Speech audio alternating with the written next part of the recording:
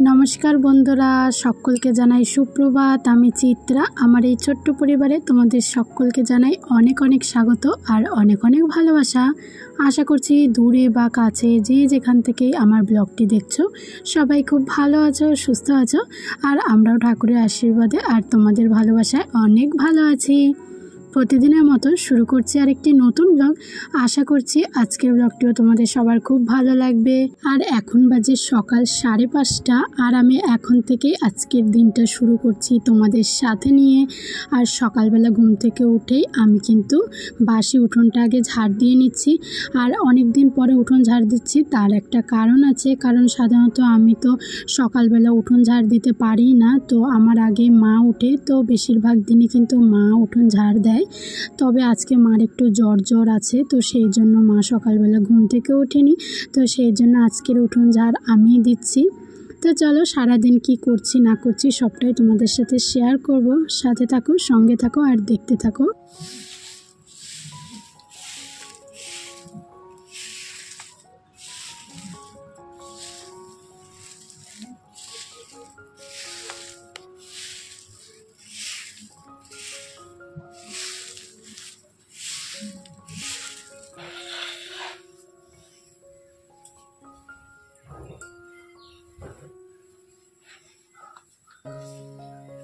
আর এই রকম সকালবেলা ঘুম থেকে উঠলে কিন্তু বেশ ভালোই লাগে, নিজেকে একদম ফ্রেশ লাগে। আর সকালবেলার ওয়েদারটা সত্যি এত ভালো, ঠান্ডা আর চারিদিকে পাখির আওয়াজ, সত্যি ভীষণ ভালো লাগে। তো যাই হোক, ঘুম থেকে উঠে আমি উঠানটা ঝাড় দিয়ে নিয়েছি। এখন বাবার ঘরের বারান্দাটা মুছে নিচ্ছি। আর এটা আমার প্রত্যেক দিনের কাজ, ঝাড়ঝাঁটা দিয়ে ঘর মোছা। কারণ এখন যেহেতু গরমের দিন, তো প্রত্যেক দিন ঘরটাকে মুছতে হয়। আর যেহেতু বাড়িতে ছোট বাচ্চা আছে, তো সেই জন্য ঘরটা মুছে রাখা খুবই প্রয়োজনীয়, তাই না? ছোট বাচ্চা থাকলে ওরা তো এত কিছু বোঝে না, কোথায় নোংরা কোথায় কী। তো সেই জন্য বাড়ির লোকজনকেই সাবধানতা মেনটেন করা দরকার, যে আমার বাচ্চা কোথায় যাচ্ছে কি করছে।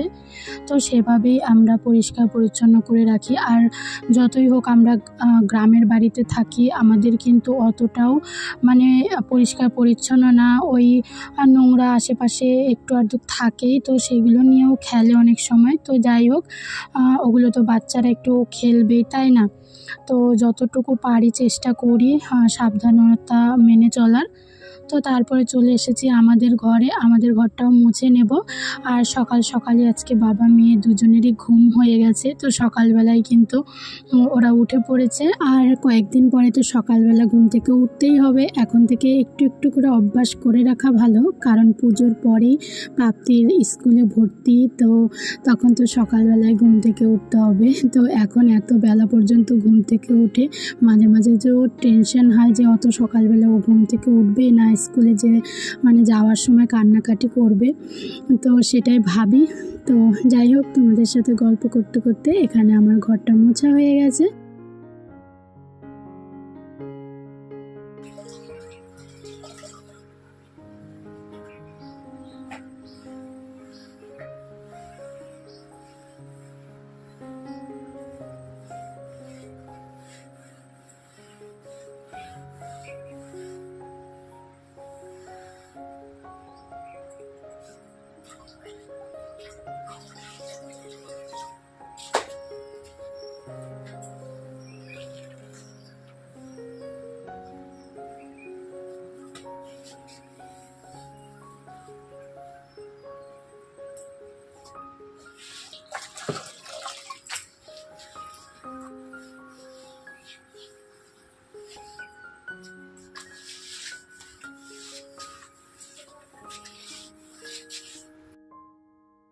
আর এখন আমি চলে এসেছি ঘরে। আর এখন আমি ঘরটা একটু গুছিয়ে নেব। আর সকালবেলা যদি ঘরটা গুছিয়ে রাখা যায় তাহলে কিন্তু মনটা ভালো লাগে।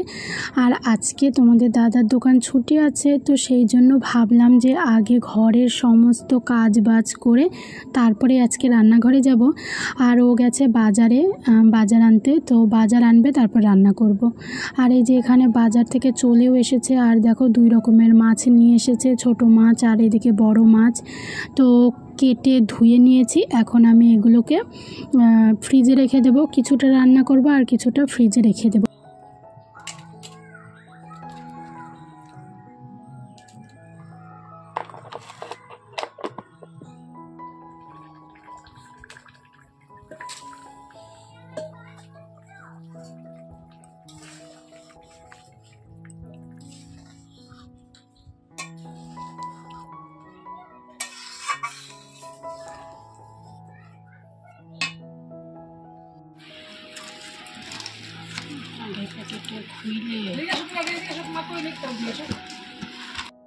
আর আজকেও একটু রায়গঞ্জে গিয়েছিল দরকারে, তো আসার পথে প্রাপ্তির কমপ্ল্যান শেষ হয়ে গিয়েছিল, তো ওর জন্য কমপ্ল্যান নিয়ে এসেছে, বাড়ির জন্য বিস্কুট, তার সাথে চকলেট, তো এইসবই নিয়ে এসেছে। তো এখন আমি সেগুলোকে কৌটোতে ভরে নেব। আর কমপ্ল্যান এনেছে 1 কেজির, তো প্যান্টালুন্সের নিচে যে শপিং মলটা আছে তো সেখান থেকে এনেছে, আর 1 কেজি নিয়ে এসেছে। তো সেই জন্য এখন আমি 2টো কৌটোতে ভরে রাখবো। তো দেখতেই পাচ্ছ অনেকটা 1 কেজি, বুঝতেই পারছো। আর বড় প্যাকেট আনলে কিন্তু সাশ্রয়ও বড় হয়, তো সেই জন্য বড় প্যাকেটটাই নিয়ে এসেছে। আর আজকে আমার উপর দিয়ে ভীষণ চাপ গিয়েছে, তো ভিডিওতে তোমরা বুঝতে পারবে না, কারণ ভিডিওতে তো আর সব দেখানো সম্ভব নয়। তো ভিডিওর করার বাইরেও কিন্তু প্রচুর কাজ করেছি, যেহেতু মার শরীরটা ভালো নেই। তো এভাবেই যখন মার শরীর খারাপ থাকে আমি কিন্তু মাথা ঠান্ডা করে সমস্ত কাজ সময়ের আগে কমপ্লিট করি। আর সন্ধ্যেবেলায় আমি আর ও গিয়েছিলাম একটা দোকানে, তো সেখান থেকে কিন্তু এই সেলফটা কিনে নিয়ে এসেছি।